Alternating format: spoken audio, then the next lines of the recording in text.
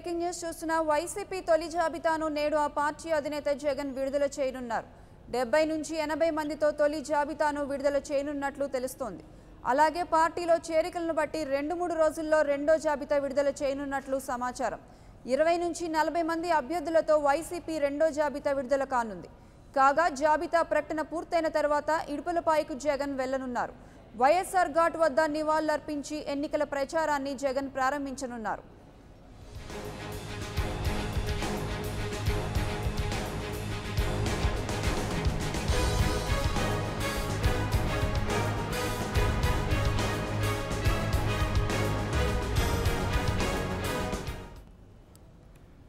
YCP తొలి జాబితాను నేడు ఆ పార్టీ అధినేత జగన్ విడుదల చేయనున్నారు. 70 నుంచి 80 మందితో తొలి జాబితాను విడుదల చేయనున్నట్లు తెలుస్తోంది. అలాగే పార్టీలో చేరికలను బట్టి 2-3 రోజుల్లో రెండో జాబితా విడుదల చేయనున్నట్లు సమాచారం.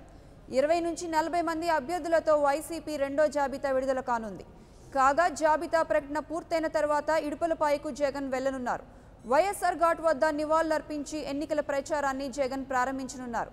ఇక ఇదే అంశానికి సంబంధించి మరింత సమాచారం మా ప్రతినిధి రమేష్ అందిస్తారు.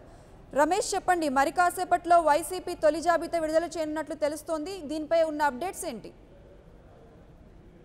ఈ రోజు వైసీపీ అధినేత జగన్మోహన్ రెడ్డి అసెంబ్లీ ఎన్నికల అభ్యర్థుల తొలి జాబితాను ప్రకటించేందుకు సిద్ధమవుతున్నారు. ఈ రోజు మధ్యాహ్నం మొదటి విడతగా కొన్ని పేర్లను జగన్మోహన్ రెడ్డి విడుదల చేయనున్నట్టు తెలుస్తుంది. మొత్తం 175 నియోజకవర్గాల్లోనూ అదేవిధంగా 25 పార్లమెంటు స్థానాల్లో వైఎస్ఆర్ కాంగ్రెస్ పార్టీ ఒంటరిగా పోటీ చేస్తున్నటువంటి నేపథ్యంలో ఎక్కడైతే సింగిల్ కోఆర్డినేటర్లు ఉన్నారో, సిట్టింగ్ ఎమ్మెల్యేలు ఉన్నారో, వారితో పాటు పార్టీ సీనియర్ నేతలు ఉన్నారో, వీళ్ళందరినీ కలుపుకొని ఎక్కడైతే పార్టీకి ఇబ్బంది లేని నియోజకవర్గాలు ఉంటాయో ఆ నియోజకవర్గాలకు సంబంధించిన పేర్లను మొదటి విడత జాబితాలో విడుదల చేయాలని జగన్ భావిస్తూ ఉన్నారు. దీనికి సంబంధించి కసరత్తు కూడా జరుగుతూ ఉంది. ఇప్పటికే పార్టీకి సంబంధించిన ముఖ్య నేతలతో గత 2-3 రోజులుగా అభ్యర్థుల ఎంపికకి సంబంధించి జగన్ కసరత్తు చేస్తూ ఉన్నారు. ఇక పార్టీలోకి ఇప్పటికీ చేరికలు పెద్ద ఎత్తున జరుగుతున్నటువంటి నేపథ్యంలో ఎవరైతే వైఎస్ఆర్ కాంగ్రెస్ పార్టీలో టికెట్ ఆశించి చేరుతూ ఉన్నారో అట్లాంటి వారికి టికెట్ ఇవ్వడం సాధ్యమవుతుందా లేదా అని పరిశీలించిన తర్వాత మిగిలిన నియోజకవర్గాలకు సంబంధించిన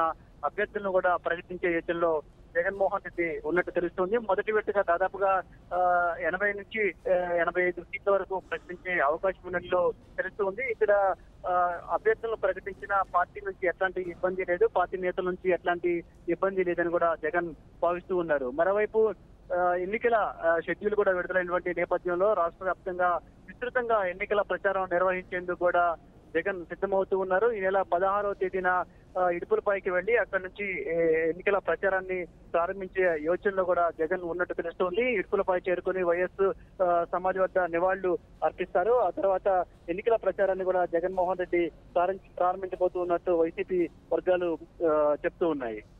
రైట్, థ్యాంక్ యూ రమేష్.